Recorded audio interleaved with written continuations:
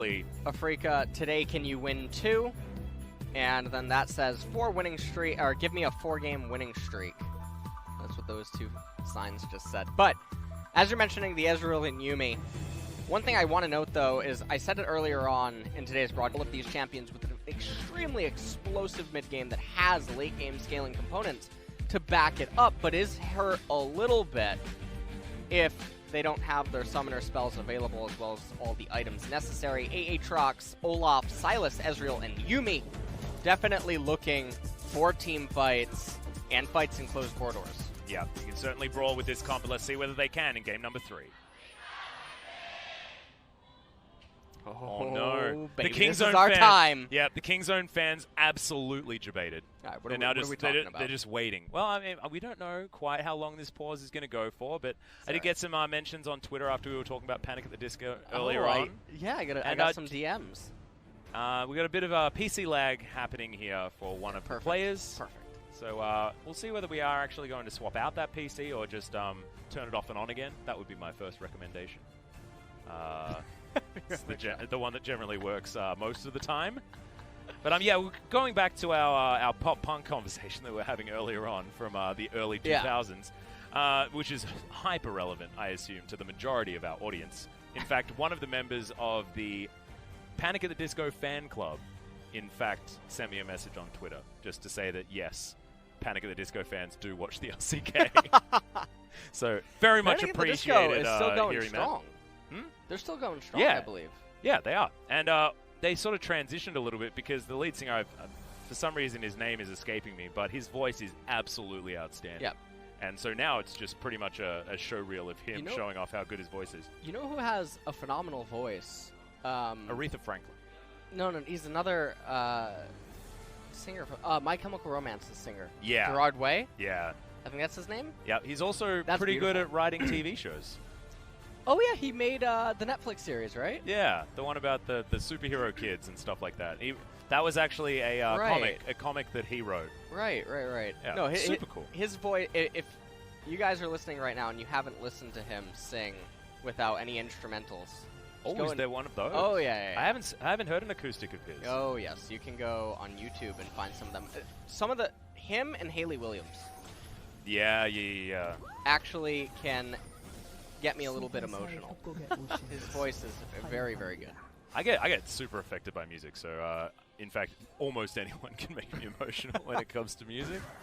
And I love acoustic versions of stuff. Rusty and I used to have a relationship where we would just send each other the YouTube videos of acoustic music that we listened to throughout almost our entire time casting the LPL and OPL together. Shoutouts to Rusty, currently at work at the OPL, as Kingzone are currently at work in the enemy jungle. But all the vision is going to get cleared out, but it was there to begin with, meaning that Kingzone aren't going to catch Afreeca unawares. And in fact, Afreeca respond with a red side invade. And now Afreeca, they're going to try to just avoid getting picked off or having anything catastrophic happening early on. As Kingzone, they were looking for some action, not going to find it because might start inside of Dread's red side jungle and then transition up, and that would be towards the most volatile lane, which is the Camille Aatrox. Yeah, pretty comfortable here for him to do so because they do have so much vision available, and you can see that Cuz has decided that it's even okay just to go for this Raptor first. Remember, Yuumi, pretty strong. She gets 2 buttons at level 1. As soon as you get 2 buttons at level 1, you're feeling fantastic. It's why Karma's so strong level 1 also. As Artusan and Deft, they will be piloting this one, I believe, for the first time for Kingzone. In fact, yes, can confirm. See how this one is going to go, whether they're going to be able to get Ezreal and Yuumi on the board as far as a combo. And I want to see how Deft and Tushin they do pretty are going to be are going to be able to pilot this bottom lane, because a lot of people are probably assuming that it might just get rolled over. Yeah. And so we'll see what they can manage to do to wiggle their way out of it. That was really good. That really prowled. How about this? All right. An Ashe Ketchum Ezreal and a Pikachu Yuumi. Oh, no, what you need Pikachu Cannon, dude. What? Cannon is Pikachu. We already have, maybe Yumi's Pichu. Or Skitty. That's really good. Okay. Or we need a Meow Mew. skin. Mew. A Meowth skin and it's a little coin. Okay. The Prowling Projectile's a little I like coin. where you're going with this. Yeah. I really do. Although Mew looks like Yuumi a little bit more, even though not actually a cat, as Yukao and Keen like fighting. Deoxys. True. You realize that? Yeah. What if this is actually just Pokemon? What's Rascal though? He's like something from Pacific Rim right now. Probably a new Pokemon. Is that Don't spoiler it. Oh wait, is this the new metal evolutions that we're gonna get? We're going full Digimon this time around on Pokemon. This is we got Sword and Shield spoilers happening here in the LCK broadcast. Stay tuned for more. This is the Nintendo E3 Direct.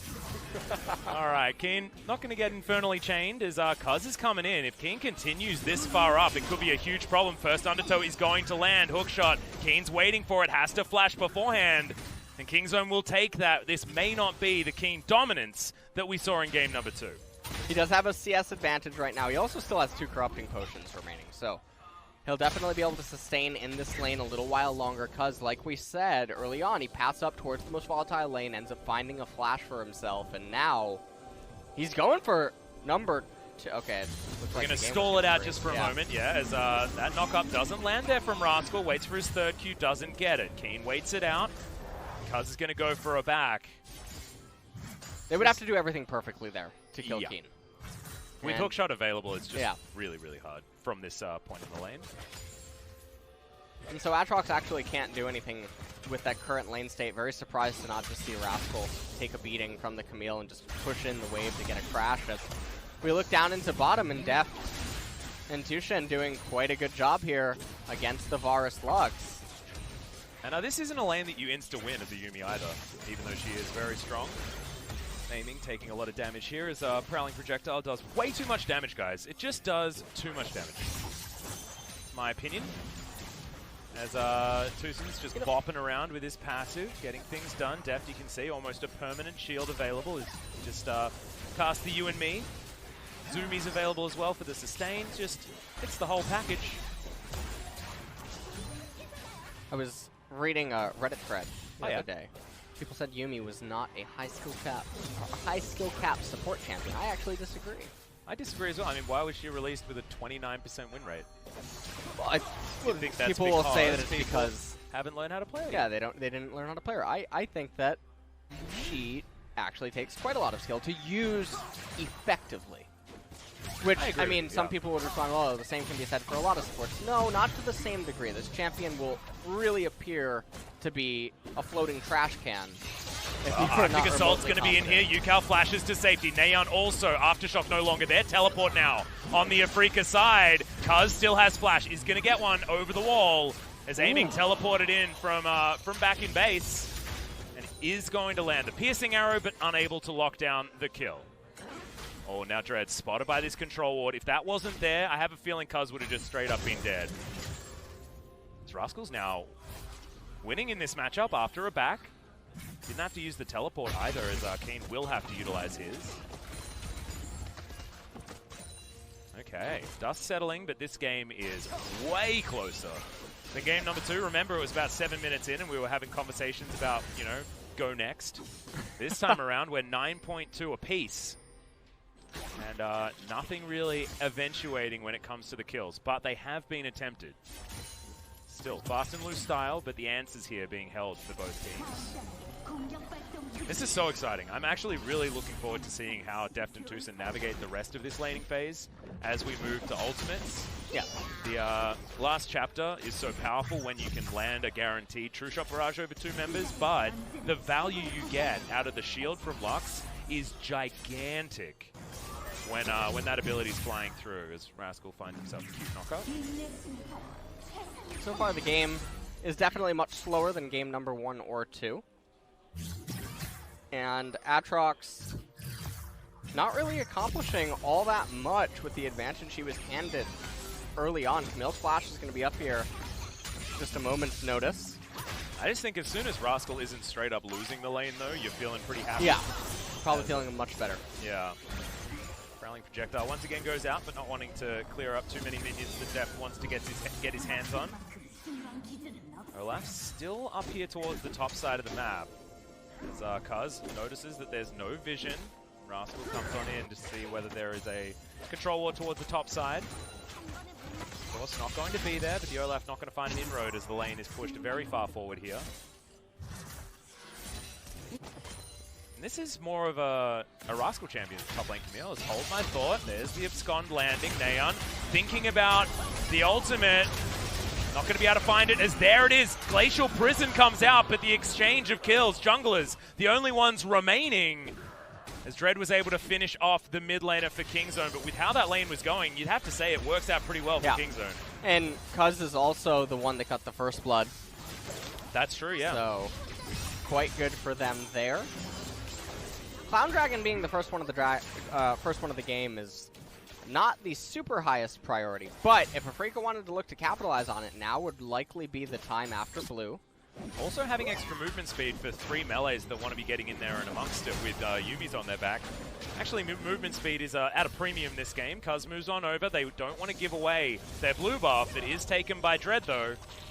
Cuz not able to get anything done. Yukal made his way through the jungle, surfing on some rocks. We're going to have a look at this one more time. Very chaotic gank in the mid lane. Yeah.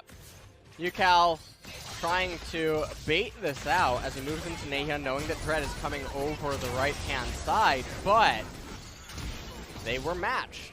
And so in the end, Cuz ends up getting the first blood kill right there.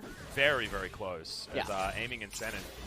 They got ulted from both members of Kingzone, but you've got now Dread moving his way forward. Doesn't have the ultimate. Piercing arrow goes wide, as does the light binding, and the back button is pressed by the Sedge. And I don't think we're going to find too many ganks here onto the Ezreal Yuumi. Very, very safe here on the bottom side. Another prowling projectile as Senin goes down pretty low. Doesn't have that shield available, but as more points go in it, it's just so dangerous as now Deft doesn't find the Mystic Shot. Arcane Shift is good though. Winter's Wrath doesn't do enough as that ult. That's huge at low levels, but not enough to kill Deft. And it's really close. He was almost within smite range. Yeah. Of just being able to be smited, and so Dread with a couple of missed opportunities so far this game. Very, very close calls. As now Clown Drake looks to be on the agenda. Keen. He's walking down. Yeah, they want to try and guarantee this. But actually, Keen's just going to waste some time. The Aatrox's going to walk back to lane as well, but has teleport in hand.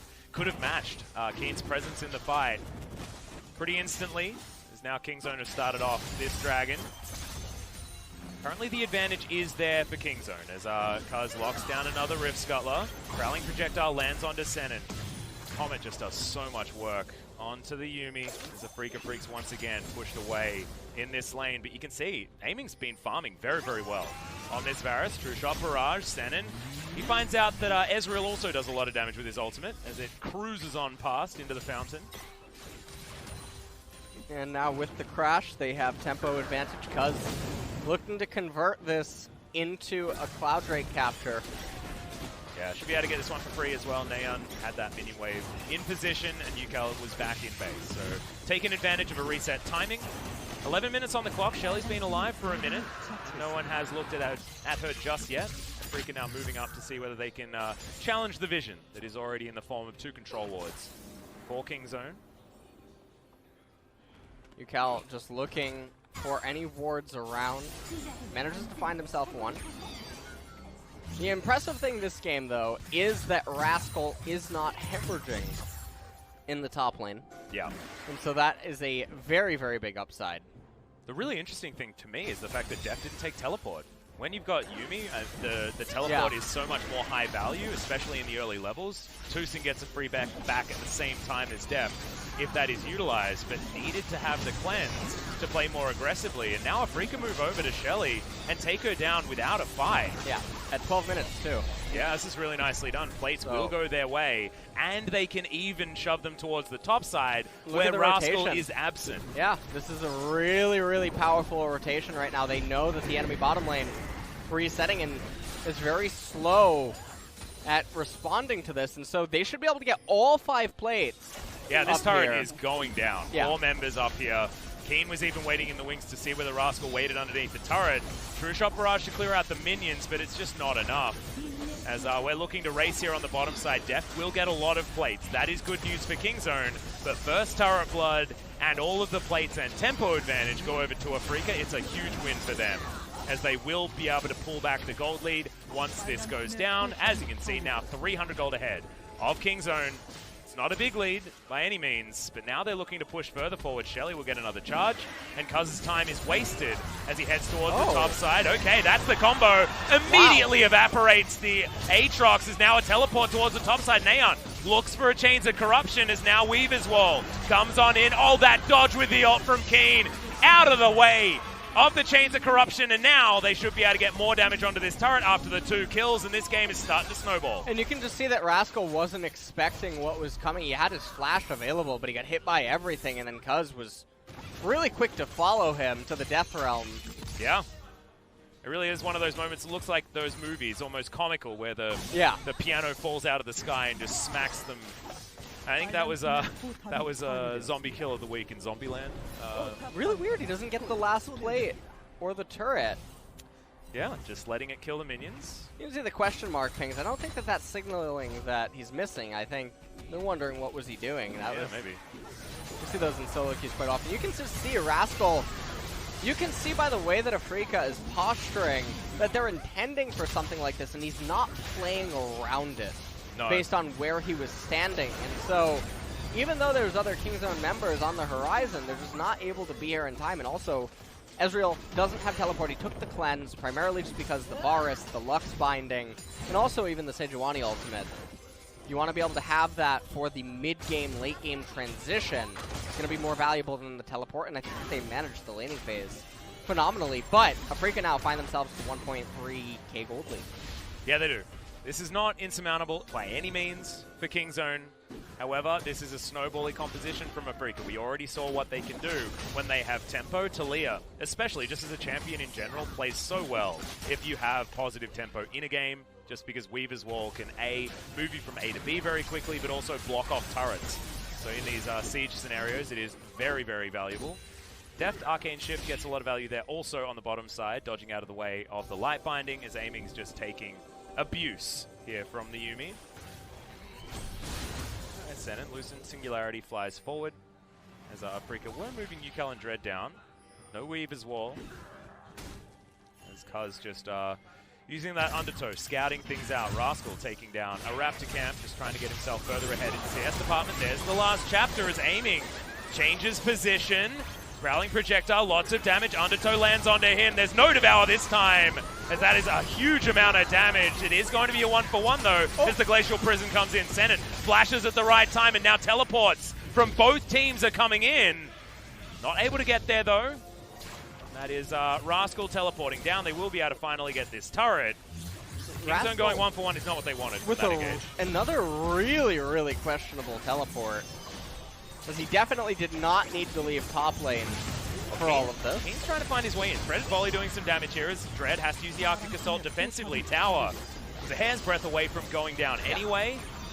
The Kingzone once again cannot find any targets for this aggression, and it's Afreeca that are able to get everything when they make moves, and they're staving off Kingzone at every turn. And here's the byproduct of Aatrox's teleport right now, is there is a giant minion wave that will just be stockpiling and go completely unused, and it's going to create a really bad lane state when there's no neutral objectives available on the map after this Clown Dragon goes down. And yeah, it's going to be the second one for Kingzone, as an open Drake will spawn next, but there's so much experience in gold that is just waiting to be funneled into one of the primary carries in top now. Yeah. Well, we'll see who goes up there to get it. I have a feeling that Keen's going to want it, but Yukal is vying for that position. As we have a look at this one more time. Light Binding was good.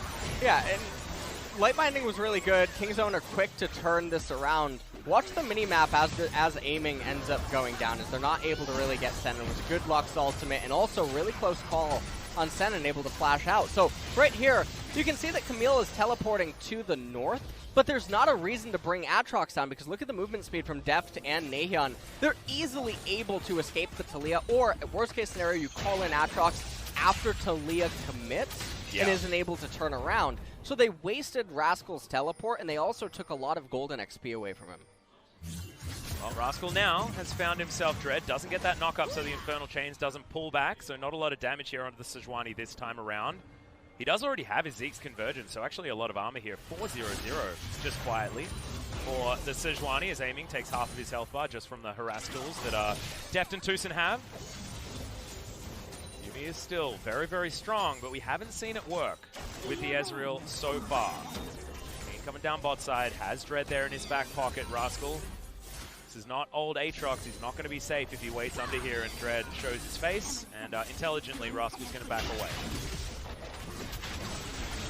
Now at this point, it just okay, comes, another last chapter as aiming's going to fall down very easily, but Deft follows right afterwards. And now Tucson, it's the Yuumi treatment, 2-for-1 special every time. Whoever you're attached to goes down and there's no one else around. Afreeca on the bottom side take a turret, but the top side outer had already fallen in favor of Kingzone. This game stays close. Afreeca with a little bit of a lead. Killing Yuumi is like killing honeyfruit in a river. Yeah, once you get the first one, once you pop, you can't stop, is what you're saying. That's good. She's like popping bubble wrap. She's actually she's Pringles. Oh, man. Well, Afreeca looking for more turrets here as well. I feel like that analogy works for that. Also, as Seismic Shove doesn't find the mark, Senin, good shield. Stops that True Shot Barrage from really hurting. Have a look at this one more time. We do see the power of the Yuumi, but Deft took a lot of damage also. Yeah, he took quite a bit of damage, and Yukal was just there waiting in the wings on the right-hand side. Talia's wall looks very nice, by the way. I just want to point that out. They need to do like a Mario Kart Rainbow Road type thing where she just makes Rainbow that'd Road. Be so cool. Right? That'd be like Arcade Talia. Make it happen. It's so easy. We're always just spitting out skin ideas. How are we good at this? How are we so good at this? Have we ever made a bad skin idea? I don't think so. Probably. I don't think so. I think we're perfect. It's the best way to think about it, right? Okay, we're prowling in the mid lane as Deft and Tucson is pretty comfortably able to deal with minion waves. Afreeca, though, they will be able to get this. Rift Scuttler, move towards top side, and threaten Neon. Yukal feels like he's everywhere on this map despite having Ignite instead of Teleport or something like that. It's exactly what you want out of the Talia. Keen is even here, setting up for some sort of gank. Cuz has Ragnarok, but he's not exactly a tanky boy on this Olaf. At this point, Rallying projectile once again, but there's the Arctic Assault. Cuz taking a lot of damage. Neon now has a Glacial Prison. Tucson is outside of depth. The you and me not able to be utilized. The CC bar was too strong.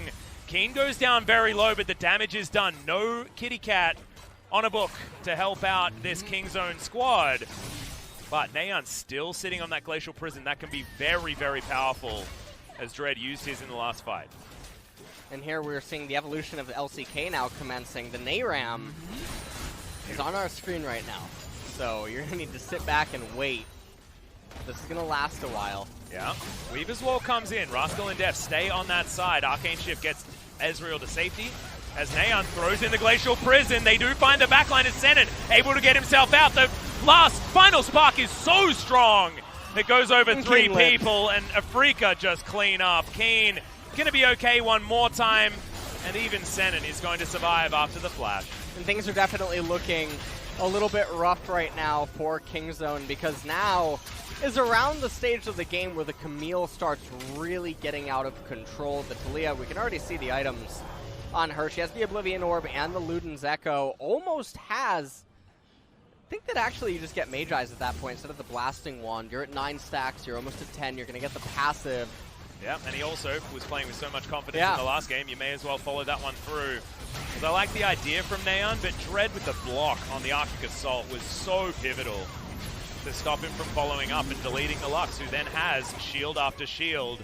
And there was just no way to lock them down. Back off. Too good. And at this point, I mean, you can see that Kingzone, they were clearly able to repel the minion wave and save the turret without taking that team fight, but they bit off a little bit more than they could chew, and now they find themselves down 3,000 gold.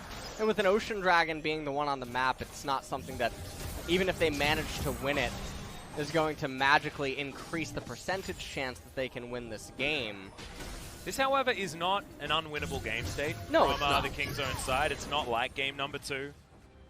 So they can still make their way back in, but Afreeca have just been making the smarter decisions. Right now it feels like it's not necessarily Kingzone out of it, but if Afreeca still play the way they've been playing throughout the rest of this game, it's not likely that they're able to answer just because of the form that Afreeca are in here today. At this point, Deft is trying to continuously farm up. Well, he goes Dread. We've found another ultimate, as that last chapter was not the one that you wanted. Neon is going to go golden, but the Olaf is just obliterated inside. The Hextech ultimatum, Afreeca will take an afterthought turret. Kingzone losing their jungler and their AD carry. It's not a lot of poke if Afreeca decide to start off this Baron. They're definitely turning their sights towards it. Blue Trinket Ward ends up being eaten, and there should be realistically no response from Kingzone. Aatrox can go over that wall, or he can just go around it. Yep, walks around. Neon comes in, but gets hit by the light binding. I don't think they're going to be able to grab this, as the smite is just too strong. Neon, Winter's Wrath is there. Final Spark obliterates the Sylas. Senon's actually doing a lot of damage. Does have himself the Athene's Unholy Grail at the moment after his Frostfang upgrade. Let's just take another look at this. Ezreal can't afford to go down, but they managed to land everything on him, and he's just annihilated from the fight at the very beginning. He's the most important part of the Kingzone team composition because of how slippery he is against the skill shots on the side of Afreeca and how much damage he can actually offer. So when he goes down early, it's near impossible for Aatrox to get any of his resets off. Olaf is basically a sitting duck, and Sylas is just a glorified Olaf at that point. So pretty impressive that Afreeca managed to lock down the Ezreal as well when he has Cleanse, took that over the teleport, and Mikhail's Crucible is item number 1 for Tucson as well. So that's the choice he made. That's what he's going to turn his Chalice into instead of the Athenes on the Yuumi that a lot of Yuumis have been picking up. He's going for his Ardent Sensor now, but hasn't quite completed it. Now Kingzone diving on forward. There's the last chapter onto aiming. Chains of Corruption do go wide. Lucent Singularity's there to slow them down as Cuz looks for his opportunity. Dread is just gigantic though. Dives into the back line. Has so much control. The flash out from Deft. Now trying to turn it. Oh. The initial salvo not quite there, but Yukal finds it with a flash in the end. True Shot Barrage over 3. It's just not doing the damage that you want from it. 3 items there onto the Ezreal, but he's going to need so much more to stop this 5-man push from Afreeca with a Baron buff from locking down this inhibitor turret, and it's just not there. So this is going to go down. Afreeca Freecs dominant. 8,000 gold in the lead at 25 minutes. And at this point, with the mid inhibitor busted wide open, 7.5k gold lead almost now for Afreeca. Things are looking pretty dim. Oh yeah. Right now, and there's no Jhin in this game. No, it is it's not a good time. Not for Kingzone. For the lights to go out, as that's going to be another turret falling. And if you're a Kingzone fan and you're wondering, well, how do we win this? Well, Deft has to go hero mode. Oh, that's the only way for them to come back in. They don't really have pick potential. Their team composition is so face up and also immobile.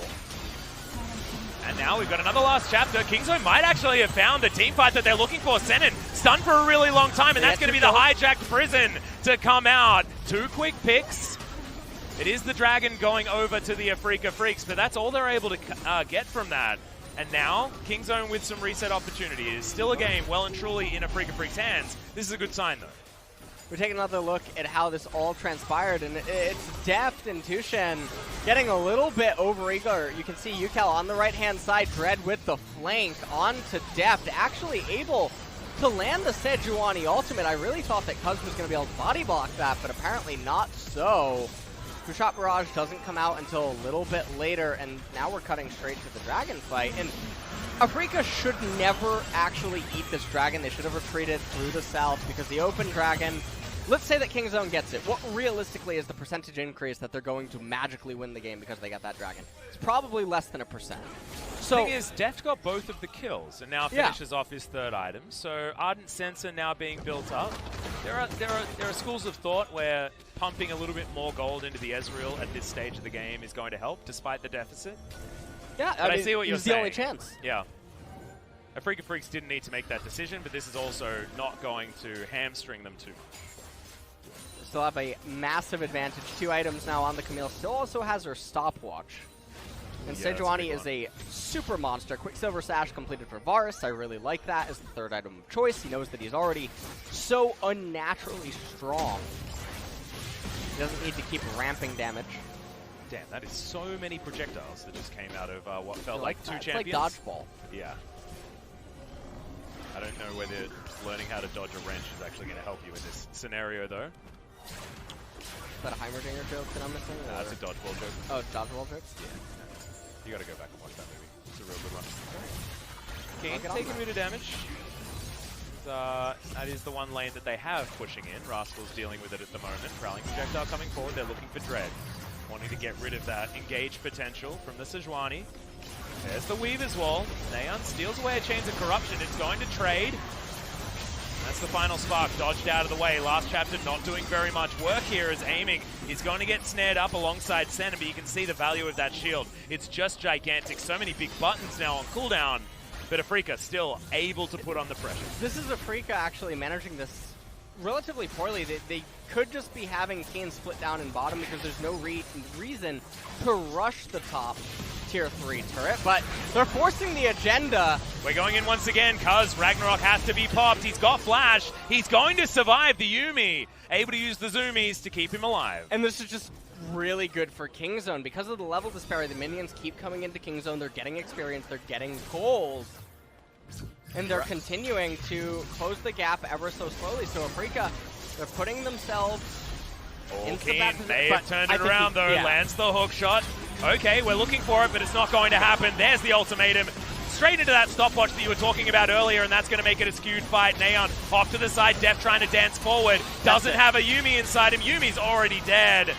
True Shot Barrage flies in. That's an instant cleanse from Def, but it's not enough. The flash light binding's too good, and this game's going to be over. The Afreeca Freecs 2-1 over Kingzone, and Summer just got a whole lot more interesting with our two blue teams making their way towards the top. Summer just got really chaotic, and this is really exciting. It's really hard to tell who is the best team in LCK. A lot of people, I mean, we'll see what will be in store now for both of these teams moving forward as, like you said, a lot of things just get a lot more exciting. Yeah, the thing that's really interesting is moving on to our second series of the night. Even more information will now be gleaned. SKT make their way back onto the Rift, or should I say limp their way back onto the Rift after a couple of losses against both of the teams that we just saw. Afreeca and Kingzone really paving the way for a new look LCK. Right. And SKT, can they make that work against Sandbox in our next matchup? Because Sandbox are another team that aren't afraid to make plays. And Sandbox was looking really strong in spring in round 1 of the split, and then they began to fall off. But so far, they're looking pretty clean here in summer 2019 as well. Is it going to be the Achilles heel to SKT is the other question. But some highlights from this last series. The last game, in fact, as Cuz was able to get that first blood, but as you can see, Dread's always there. I don't know whether there'll be a highlight that Dread is not a part of. Really impeccable play from the jungler of the Afreeca Freecs, but Keen once again had a standout performance this time on the Camille. Not a lot of champions he's not incredibly good at. Diving on with the Hextech ultimatum there in the backline, getting rid of Cuz pretty comfortably. And this was the series of plays that really got the ball rolling for Afreeca. This is where Kingzone, they end up killing, aiming down there, but then they make the call to have Aatrox come down as well, and it just really doesn't make any sense. And then in this replay, this is Def going really overeager. And UCal just being there on the right-hand side and quick to punish. And it's felt like whenever Dread wasn't there, UCal was there to make his way in. Really good team play here from Afreeca Freecs as once again, it's another team fight and another Lux looking like a mid laner, to be honest. Senate really ripping through the Kingzone members who didn't have a lot when it came to Magic Resist at that stage, and that means that ultimate is going to be doing a bunch of work. This was a good fight from Kingzone, but it just wasn't enough. This was Afreeca taking a dragon that they shouldn't, and Kingzone looking like they were going to get a little bit of a break. And right here, it's surprising that they handshook the fight onto Keen, especially because they were stabilizing the top turret. But then the stopwatch and Keen's damage just way too much, and that spells the end. The flash binding was a good cleanse from Deft, but you can't cleanse Deft. And that was exactly what happened and exactly how this game ended. Afreeca Freecs looking real good. Oh, UCal never changed.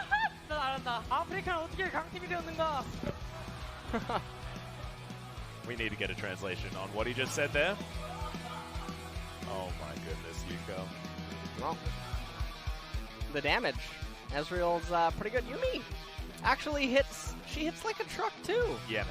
I mean, that was 100% of where Kingzone were going to win this game. Was through the Ezreal and Yumi. the Yumi. Right.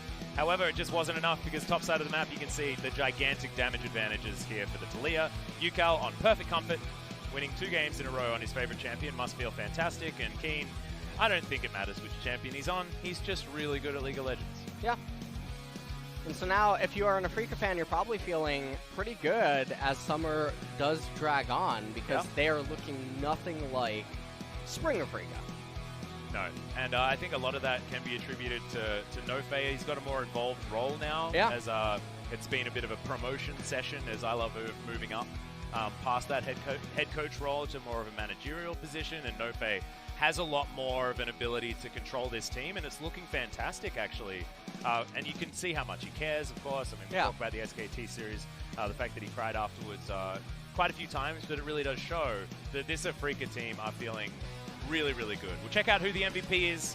I think Dread deserved it, but I'm not entirely sure what the go is going to be. It is going to be him picking that one up, but there are a lot of good performances here from the Afreeca Freecs in the last 2 games. 5-0-9, 100% kill contribution at 15 minutes. You'll be feeling pretty damn good to give it to Dread, and that's one more. 400 points now for this guy. I think he now is in that sole #1 position once again, like he was at the beginning of the week. Yeah, and I mean, he's been doing a lot better so far, and in today's series, he had some questionable pathing at times, but especially in game number 3, I mean, he had a phenomenal performance. Yeah. So you can't really fault him for that by any means. His ultimates were really, really on point. Yeah, he was magnetizing those things. They were really good play. Yeah, and he is. He is indeed in first place, so... And the only member of the Afreeca Freecs up here as well, so really, really good stuff here from Dread. Just shows how much he's been carrying the early games and then being able to transition them nicely into late games, because you can't win an MVP if you don't win the game. And Afreeca are showing that they are using their early pressure jungler in ways to actually win games. And that's 4 MVPs so far, really does sort of tell the tale of the tape as far as how Afreeca have been winning. Yeah, it really is. And Afreeca, I mean, you have to feel really good having Yukal back, and also Keen just being able to be on a different planet than all the other top laners. And I mean, nothing's changed, right? Keen is still Keen, still ridiculously good, and we are going to be able to hear from the MVPs from this Afreeca victory, so let's throw it over to Jisung for some translation. Thank you very much, guys. This is Jisung with the English translation, and we're going to be hearing from Yuko, Dread from Afreeca. Yuko, you are one of the most hyped players in LCK, and your performance is also on point, so how do you feel right now? Well, before this game, I gave a word to Deft, and I'm really happy that we were able to pick up the win, and now we're on a winning streak, so it feels really nice. Yeah, you did mention that you really want to hunt down the alpaca today. Did you have a lot of confidence about yourself? Yes, I did. I had the feeling that if we just do as we always do in the practice games, we knew that we're going to win. And Dread, today's game is really entertaining for the fans, so did the players also enjoying playing in it today? Yeah, it was exciting for the players as well.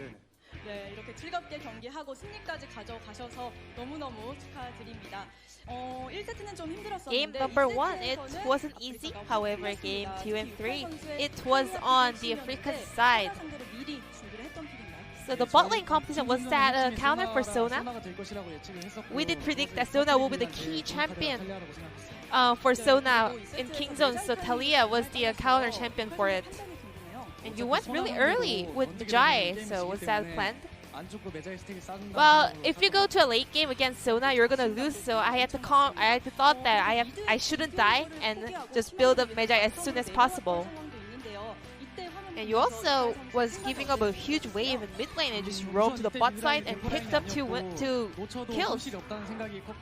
Well, I thought that losing those waves doesn't really matter. Instead of just picking up those kills in the bot lane, we're gonna win the game. So I just made the decision to go down to the bot lane. Well, it differs on the champion, but I cannot say roaming is always perfect, but so today it worked out really well. Dread. A lot of fans were looking forward to seeing you versus Cuz in jungle. I felt really nervous. However, based on the nervousness, actually I was able to kind of show great plays. And the synergy between you and Yuka was really awesome.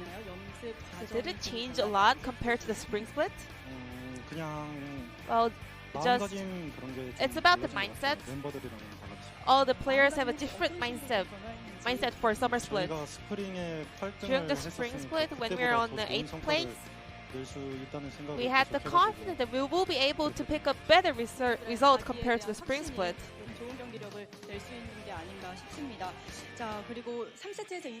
Game number 3, the highlight was about landing your ultimate on Azrael. So let's go through some of the clip together. Was that a predicted one?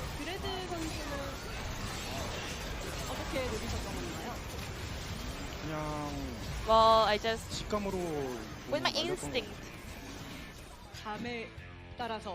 Did you follow your feelings? Yes, I did. So, Afreeca, you guys are on a 3 games winning streak.